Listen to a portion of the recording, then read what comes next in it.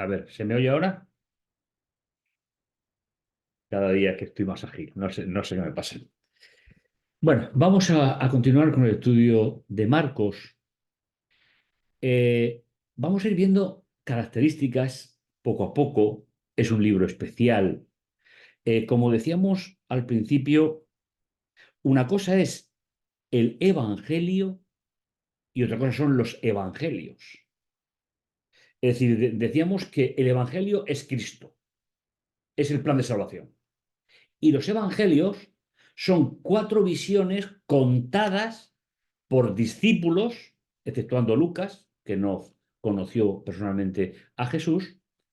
Por tanto, no es lo mismo una cosa que la otra. Vamos a intentar acercarnos al Evangelio a través de la visión inspirada de Marcos.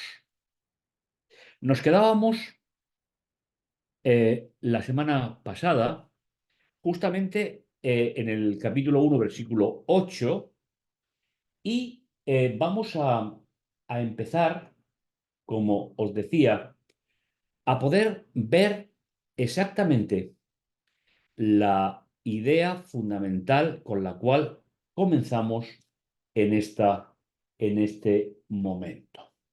¿De acuerdo? Eh, la sección que comenzamos con ella empieza con una frase muy, muy significativa. Y llegó a ser por aquellos días. Es decir, esta frase nos va a situar exactamente, nos va a situar en el mismo momento de la escena anterior. Decíamos el pasado día que el concepto de tiempo es completamente diferente ¿eh? En la Biblia para nosotros. Y uno de los casos en particular es Marcos. Marcos le presta muy poca atención al tiempo, porque lo que le interesa a un hebreo común es la realidad de las cosas y por qué se hacen las cosas, no en qué tiempo se hacen. Por lo tanto, estamos en el mismo momento de la sección anterior. Marcos sitúa el bautismo de Jesús en el mismo momento en el que Juan el Bautista estaba bautizando en la zona no habitada, coincidiendo con la época de su mayor actividad como predicador de la verdad presente de aquel tiempo. El texto nos dice, por aquel entonces vino Jesús desde Nazaret a Galilea, no sé si recordaréis el esquema general, que es geográficamente donde se fue desarrollando Jesús, estamos en Galilea, estamos en casa. Es verdad que Jesús nació en Belén, de Judea, pero nació allí por un problema político, es decir, por un problema de censo. Fueron al censo que el emperador había ordenado. Pero su pequeña patria era Galilea. Y allí desarrolló los primeros momentos de su ministerio y allí fue bautizado. Jesús se presentó entre las multitudes provenientes de Nazaret en Galilea y aquí tenéis un pequeño esquema para que podáis un poco situaros. Juan bautizaba en el río, en el Jordán, y Galilea estaba aquí, estaba a unos kilómetros hacia el este geográfico. Podemos un poco situarnos, iremos poniendo los mapas según vayamos moviéndonos en el libro y según las indicaciones. Marcos indica el lugar de procedencia de Jesús, aunque nació. Galilea significa círculo. Es un término arameo que significa círculo. ¿Por qué? Porque es un valle. Es decir, está rodeado de montañas. Es una zona muy escarpada y significa precisamente pues, la visión que puede dar toda esa serie de montañas. Según Lucas 3:23, lo menciono porque no lo estamos estudiando Lucas, Jesús tenía unos 30 años aproximadamente. No tenemos otra fecha en los evangelios nada más que esta. El bautismo descrito con sencillez, según el estilo de propio Marcos, omite aspectos que están presentes en los otros relatos, aspectos que parecerían importantes, pero una cosa sí me gustaría comentaros ya, creo que ya he hecho referencia a ello y si me permitís vuelvo a ello. No debemos añadir a un escrito ideas que provienen de otros escritos, por lo menos en una primera instancia. Primero tenemos que saber qué quiere decir el autor en concreto y luego podemos añadir más. Por lo tanto, el bautismo, por ejemplo, ¿qué dice Mateo? Mateo resalta alguna idea ¿eh? Eh, que es menos sentimental, que expresa muchísimo menos los conceptos personales. Dice, pero Juan trataba de impedírselo y le decía, soy yo el que necesita ser bautizado por ti y tú vienes a mí. Este detalle ¿eh?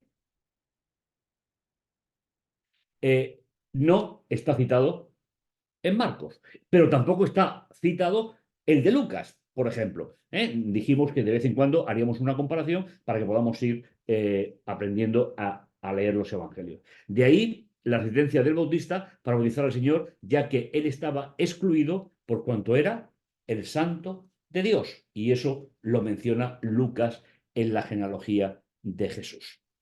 El bautismo de Jesús marcó el final de su vida privada y el inicio de su misión pública.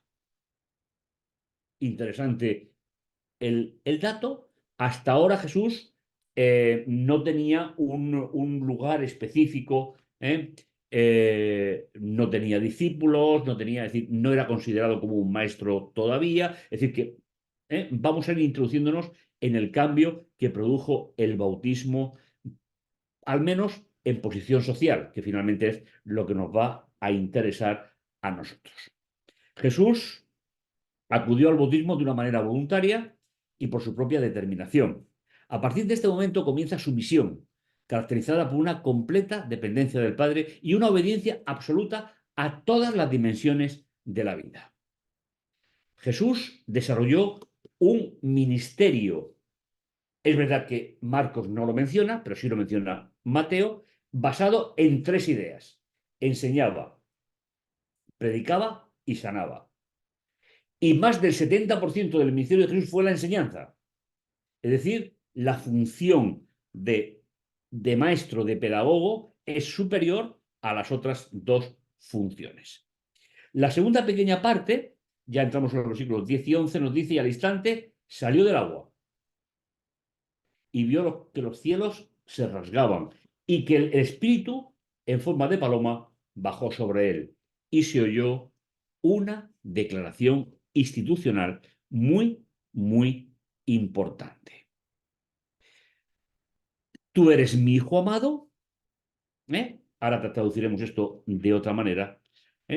Marcos relata el instante preciso en que Jesús, una vez completado su bautismo, emerge del agua.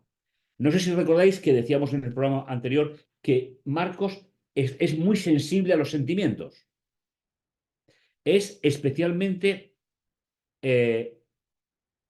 y particularmente el que más se encarga de describir con frases muy cortas, cómo se sentían los actores de cada uno de los actos que vamos a ir viendo a lo largo del libro. Nos introduce, por lo tanto, en esa declaración de forma de institución y nos transporta a otro nivel, desviando nuestra atención de la superficie del agua hacia el cielo. Ese movimiento vertical y horizontal va a ser muy importante en todo el libro, porque el Jesús del Evangelio de Marcos se va a presentar permanentemente con una gran dependencia del Padre. No es tan complicado como otros. Marcos busca que el lector observe cómo los cielos se abrieron después del bautismo de Jesús, mientras él ascendía del agua. ¿Veis qué matiz tan espectacular el que podemos indicar aquí? Lucas añade otro detalle al indicar que este acontecimiento ocurrió mientras el Señor estaba orando. Marcos no lo menciona. Es cierto que en el pasaje ni en los paralelos hay una evidencia clara para afirmar que todos los presentes vieron los cielos abiertos. Sin embargo, es innegable que tanto Jesús como Juan presenciaron la apertura de los cielos. Detalle muy, muy importante sobre el que nosotros tenemos que meditar espiritualmente la lectura de estos versículos. Es decir, hay una declaración del cielo. ¿Por qué? Porque hasta ahora, e incluso va a aparecer a lo largo del Evangelio, era hijo de José y de María. Nosotros, por los Evangelios, sabemos que María fue su madre, pero José no lo fue. ¿Eh? Entonces, era necesario que su ministerio comenzara con una identidad de paternidad. En este caso, ¿eh? Esa, esa expresión que podemos traducir, os invito a que la disfrutéis literalmente porque es muy bonita, es una expresión realmente preciosa, dice literalmente hacia el interior de él. Es decir, lo que aquí se traduce, tú eres mi hijo, ¿eh? Literalmente significa eso. Es decir, que hay una declaración específica de que su paternidad es una paternidad celestial. Juan va a recoger una impresión particular sobre el Bautista. Dice, y Juan dio testimonio diciendo, he visto, está hablando de Juan el Bautista, he visto el Espíritu que bajaba como una paloma del cielo y se quedaba sobre él. ¿Veis? Aquí va hacia el interior y aquí es sobre él. Dos preposiciones completamente diferentes. Yo no le conocía, pero el que me envió a bautizar con agua me dijo, aquel sobre el que veas que baja el Espíritu y se queda sobre él, ese es el que bautiza con Espíritu Santo. Y yo lo he visto y doy testimonio de que ese es el elegido de Dios. ¿Veis cómo se van configurando esas cuatro ideas que son realmente conocer el Evangelio a través de un escrito? Del texto de Marcos no se puede desprender que el bautismo de Jesús fuera un bautismo del Espíritu. Pues como ya comentamos, Marcos dice que el Espíritu se sirve para un cambio de opinión en relación al pecado. Eso lo decíamos la semana pasada con respecto al bautismo, seguro que os acordáis, el cambio de mentalidad con respecto al pecado, ese es el fundamento del bautismo. Por lo tanto, lo correcto sería pensar que la función del Espíritu está la declaración institucional, tú eres mi hijo amado. Es decir, Jesús no fue bautizado en relación al pecado porque no lo tenía, ni lo tuvo nunca. Por lo tanto, tenemos que pensar que la función del Espíritu tiene que ver más con la declaración en sí misma. Este es mi hijo amado. La declaración de que Jesús es el único hijo de Dios se refiere específicamente al momento de la encarnación. Tal vez recordéis, los que estuvisteis en el primer programa, la incidencia que hicimos en tratar cada texto de los evangelios en uno de los tres momentos de la eternidad de la segunda persona de la deidad. Sabéis, lo que se llaman problemas cristológicos parten del siglo III a.C., incluso del siglo II y primero. Ya hubo problemas con el concepto de quién era Jesús, si era Dios, si era solamente hombre. Uno decía que solamente tenía un cuerpo, pero ha habido decenas, centenas de propuestas. Es mucho más fácil que todo eso. Por lo menos los años que llevo estudiando el tema, he conseguido, espero con la ayuda del Espíritu Santo, espero clarificar en mi mente y en mi corazón el tema. Antes de la encarnación es Dios. Durante la encarnación se convierte en hijo de Dios para salvar a la humanidad.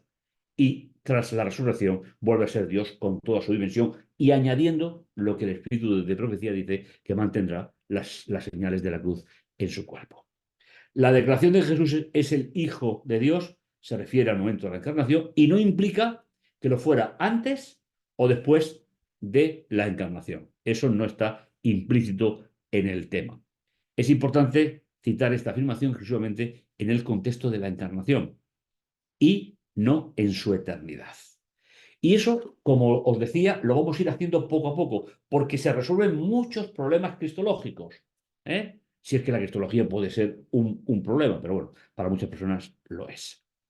La manifestación de Dios como paloma es una novedad en el Nuevo Testamento. Se le presenta como muchas cosas, pero no como paloma. El bautista observó que aquella forma, sin mirar a una paloma, permanecía sobre Jesús durante un tiempo, porque dice semejante a una paloma. ¿Eh? El término original semello no significa igual, significa con características parecidas. Y una segunda declaración se deja oír desde el cielo, que es el final del versículo 11. En ti me complazco. Que literalmente, lo tenéis aquí, literalmente es, en griego es prácticamente una exclamación, prácticamente es una exclamación. Estoy contento. Eh, Parece ser que los traductores de la Edad Media les pareció insuficiente ¿eh?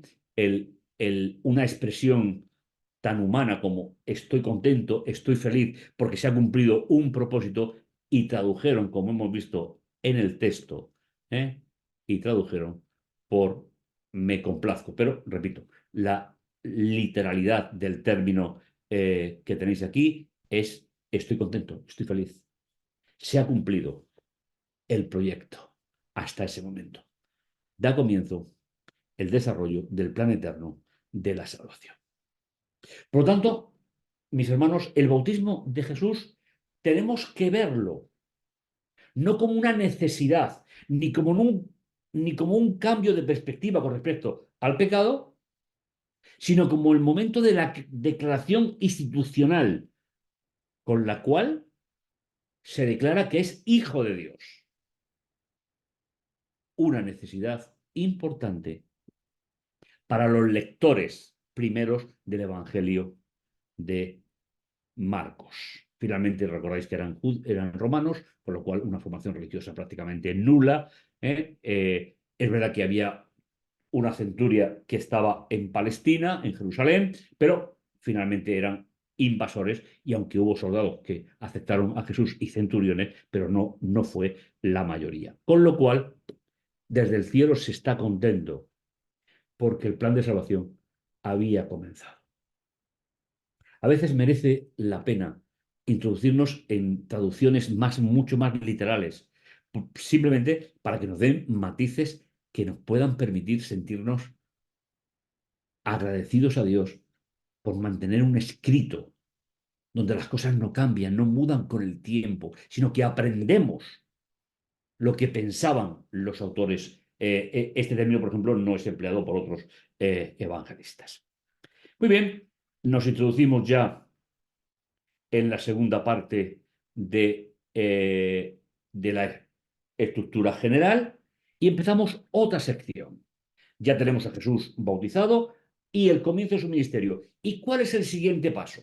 Fijaos, desde el 1.14 al 45 es el comienzo del ministerio de Jesús en Galilea, en su tierra natal. En este versículo nos introducimos en la gran sección del libro, sin dejar su estilo concreto, conciso, como si fuera una noticia de un telediario. ¿eh? Marcos va marcando su itinerario. En esta sección se narrarán las circunstancias en las que Jesús dio comienzo su ministerio y la buena noticia. La palabra evangelio significa eso, buena noticia. Y fijaos, las partes que vamos a encontrar tienen un diseño realmente espectacular. Porque, ¿sabéis? No sé si yo soy capaz a transmitirlo, pero la sensación que yo tengo es que inclusive la estructura de los libros está diseñada por un prototipo de pensamiento semita y que el Espíritu Santo sentenció, aunque es algo que aporta el autor humano y no viene de parte de Dios, la estructura o el idioma, pero sí que tiene una lógica. Fijaos, comenzamos por la tentación de Jesús, después el comienzo en Galilea y fijaos el paralelo. Jesús predica en Galilea la buena nueva, es decir, se complementan. Y en el centro, la parte más importante para el pensamiento hebreo, hay una obra portentosa de Jesús. Recordáis que decíamos que la palabra milagro no está en la Biblia, no está en los originales, es un término medieval, sino que emplea el término fuerza, dinamis, de donde nosotros sacamos el término dinamita. ¿eh? Obra portentosa de Jesús, una sanación espiritual, obra portentosa de Jesús, sanaciones corporales de enfermos. Y finalmente, la última parte que veremos es una forma especial de sanación de un grupo de personas que estaban excluidas socialmente. Es decir, la lepra, como se trataba por parte de Dios de una pandemia, es decir, lo que nosotros vivimos hace un tiempo con la pandemia mundial no fue nada más que aplicar los métodos que Dios ya diseñó en el perdón, en el desierto, es decir, cuando hay una persona que contagia, se le aísla y se le protege. Pero se le privaba en la época de la integración social. Jesús va a hacer una obra grandiosa para volver a integrar a enfermos de lepra socialmente. Y eso se va a reconocer muy bien en el Evangelio de Marcos. Y curiosamente, esta sección está compuesta por varios relatos, como tenéis en el esquema, encadenados entre sí, pero que tienen un propósito elegido por Marcos. Todos estos relatos ocurren en un periodo de 24 horas. Es decir, todo este esquema se va a producir en un día. Fijaos cómo comenzó Jesús después de su bautismo, cómo comenzó su ministerio, su primer día de ministerio. Comenzó a predicar, sanó enfermos espirituales, sanó enfermos físicos, predicó la buena noticia y reintegró socialmente a un enfermo de lepra que estaban totalmente excluidos socialmente. Y el itinerario podría ser, el itinerario posible podría ser, comienza con la curación del endemoniado, sigue con la curación de la suegra de Pedro, las curaciones al atardecer y se retira a un lugar solitario cuando ya ha llegado la noche. Y así recorreremos el primer día del ministerio de Jesús. No decirme que no es un día fecundo de compromiso con la humanidad.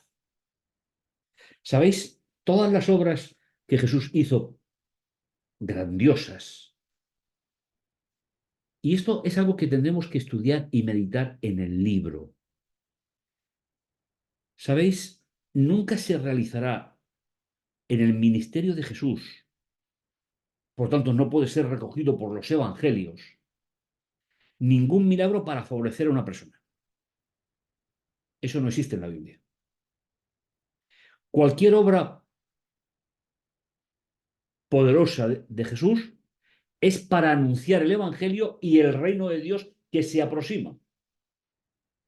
Y creo, y si me permitís un paréntesis para la reflexión, tal vez después para las preguntas, a veces nosotros no podemos ver más la obra de poder de Dios en nuestra vida porque lo queremos para nosotros. Pero no se encuentra en la Biblia esa idea, sino para dar testimonio del reino que Jesús estaba anunciando. Por lo tanto, si queremos que el Señor pueda obrar en nuestra vida, que es muy loable y es muy necesario, tendremos que ser un instrumento de evangelización. Si no, no se producirá. Y eso lo iremos ratificando a lo largo de todos esos relatos especiales de sanaciones, de curaciones, etcétera, etcétera. El siguiente relato que vamos a ver es el de la tentación de Jesús. ¿Sabéis? Es un relato sorprendentemente corto.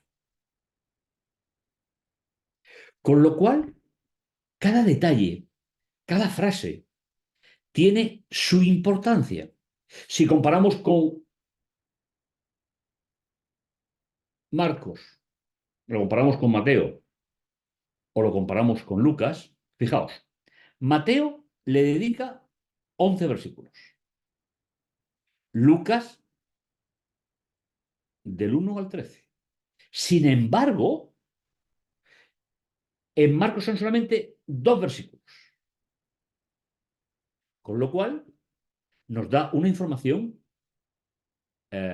bastante concisa, concreta y muy poco dado a especulación.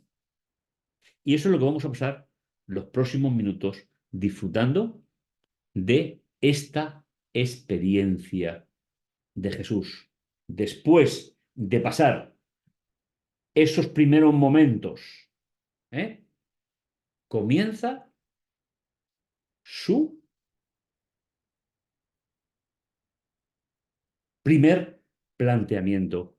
Dice, leemos primero el texto en conjunto y luego iremos traduciendo de manera más precisa. E inmediatamente,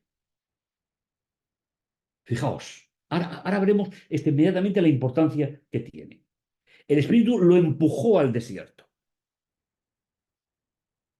y permaneció allí 40 días, siendo tentado por Satanás.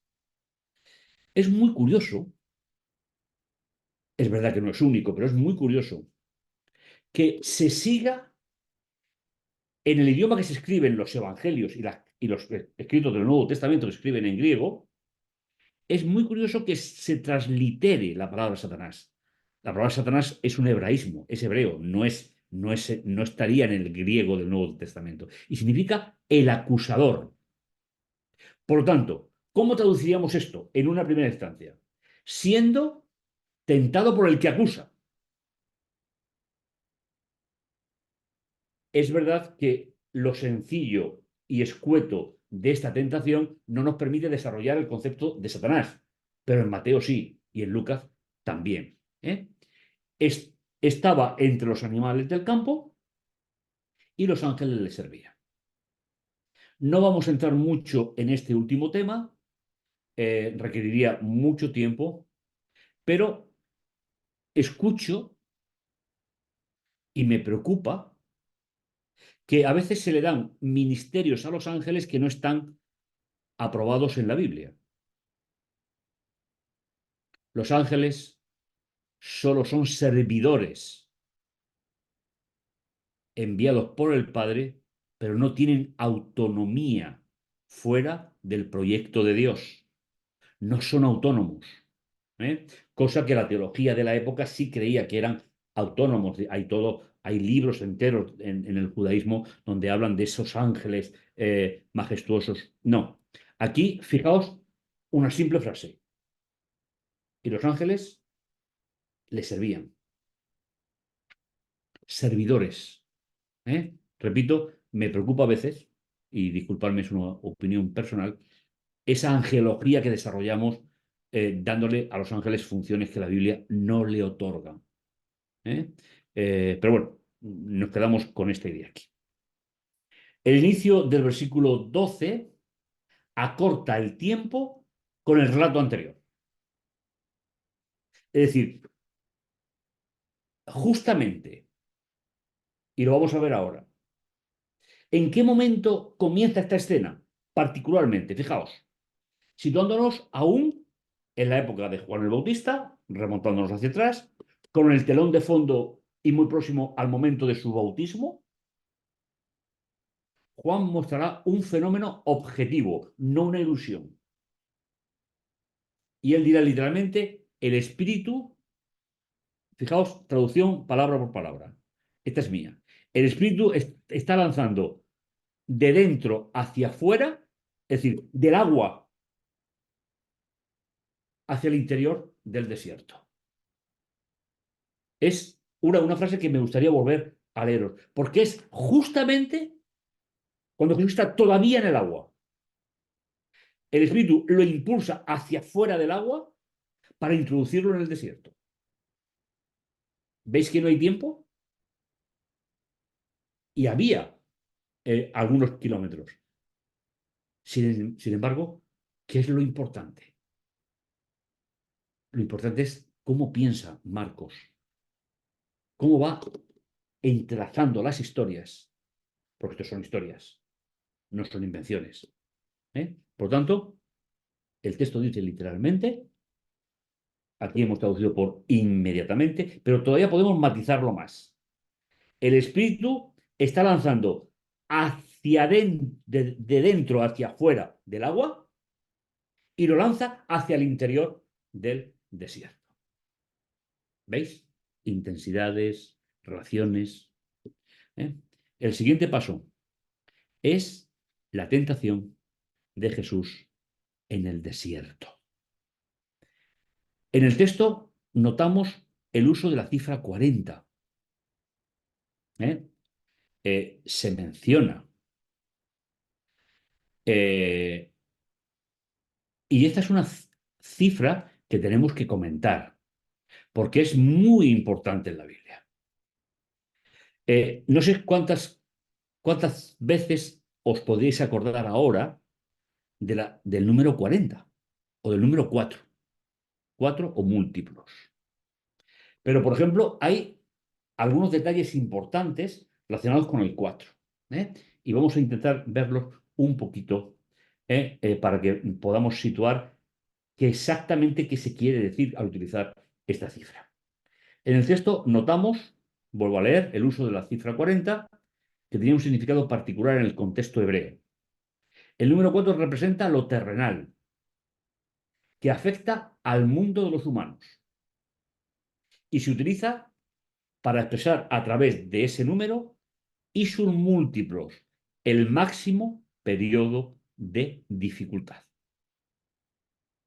Así se presenta el 4 y los múltiplos de 4. Por ejemplo, no sé si sabéis, sería el uso más grande del múltiplo de 4, multiplicado por 100.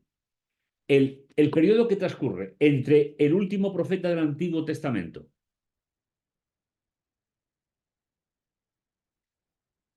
y Juan el Bautista son 400 años, lo que se llama el silencio de Dios. Un periodo sin revelación profética. Y ahí surgen miles de libros no inspirados. Pero fijaos, aquí hay un texto que todos sabéis de memoria, pero no sé si os habéis parado en el 4. ¿Eh? Pero yo os invito a que lo disfrutemos. Fijaos lo que dice el mandamiento de la Torá. Dice, no te postrarás ante ellas ni le darás culto, porque yo soy Yahvé tu Dios, un Dios celoso, que castiga la iniquidad de los padres hasta la tercera y cuarta generación. No va más allá de 4 generaciones, no va más allá de 400 años. Sin embargo, la misericordia de Dios es ilimitada. Qué detalle tan espectacular con este número. Repito, no sé si seguro que el 12 si lo sabéis, el 7 lo sabéis, pero a lo mejor no os habéis parado en el 4. Hay infinidad de contextos en los cuales está relacionado con el planeta Tierra, con los 4 puntos cardinales que ya se conocían en la época de Jesús, por los descubrimientos filosóficos griegos, y que siempre limita las consecuencias negativas para el ser humano. Jesús estuvo 40 días, con lo cual está expresando el límite de una situación, 4 por 10. Me parece interesante y relevante que podamos recordar esto. Tal vez en algún momento nos pueda servir para algo. Por lo tanto, el número 4 representa lo terrenal que afecta al mundo de los humanos y se utiliza para expresar el periodo máximo de dificultad según el contexto donde aparece la cita. Jesús estuvo el máximo de tiempo. ¿De acuerdo? Y el texto nos dirá, puesto a prueba por el acusador. Es decir, para eso fue llevado ahí. Y hay una nota que me gustaría compartir con vosotros. Para ver la importancia de este pequeño relato. Si buscáis en Mateo, veréis la conversación, aparece el nombre de diablo, Satanás, es decir, los ángeles que vienen, Jesús que contesta con la Biblia. En este Evangelio nada de eso es necesario. Así lo estimó la inspiración y así lo aportó Marcos. Hay que pensar, mis hermanos, que existe una diferencia entre Jesús y nosotros en relación a las pruebas. ¿Y qué importante es esto para cada creyente? El primero, Jesús, fue tentado desde fuera de su persona y desde fuera de su naturaleza. Jesús no generaba la prueba a manera personal, como Adán y Eva tampoco antes de la entrada del pecado. Si os acordáis, esta escena y la de Génesis 3 tiene el mismo perfil. Es decir, probar desde fuera. ¿Por qué? Porque Adán y Eva y Jesús, el primer Adán y el segundo Adán, aunque sean una terminología paulina, lógicamente el Evangelio no aparece, tienen que ser tentados desde fuera. Nosotros somos tentados por nosotros mismos, por nuestra propia caída. Esta idea se mantiene constante en el original hebreo e incluso en el libro de Santiago. Fijaos, Santiago dice un texto precioso, lo comentaba con una compañera hoy o ayer. Nadie cuando se ha probado diga, es Dios quien me prueba. Hermano, yo esto lo escucho y no encuentro la base bíblica para eso. ¿Y por qué Dios no me prueba? Porque Dios ni es probado por el mal, ni él prueba a nadie. Prueba o tientas, según la traducción que cojáis. Me parece realmente importantísimo que le demos importancia a esto. Jesús tenía que ser probado como lo fue Adán y Eva antes de la caída. Porque en mi caso y en el tuyo, es mi naturaleza caída la que me genera la prueba en mi vida. Y esto deberíamos de tenerlo muy en cuenta para la lucha diaria. Y volviendo a nuestro texto, donde termina diciendo dos ideas, con las cuales concluimos en esta noche. Estaba entre los animales del campo. Este detalle solo lo pone Marcos, no lo pone ningún otro. Esta realidad indica que no es un desierto como nosotros lo entendemos, sino una zona no habitada por viviendas, sino zona de pastoreo, zona donde vivían animales salvajes, me refiero a animales no domesticados, como pueden ser insectos, topos, langostas y zona de pastoreo. Con lo cual, también tenemos que quitarnos de la cabeza esa idea de el desierto tórrido. ¿Eh? Y si había animales es porque había pozos, por tanto había agua. ¿Vale? Y finalmente, como hemos leído anteriormente, los ángeles lo cuidaban. Y es muy curioso, hermanos, que el texto que se utiliza aquí, la palabra que se utiliza es de donde nosotros sacamos diácono. Diaconoen es el verbo, es el infinitivo. Es decir, la función de ayuda, según las necesidades que Jesús tenía. Dios no dejó abandonado. Dios, en tanto que Padre, en el contexto de la encarnación, no dejó abandonado, sino que Él solo tenía que no generar la prueba en sí mismo, sino seguir aferrado a Dios, aferrado al Padre,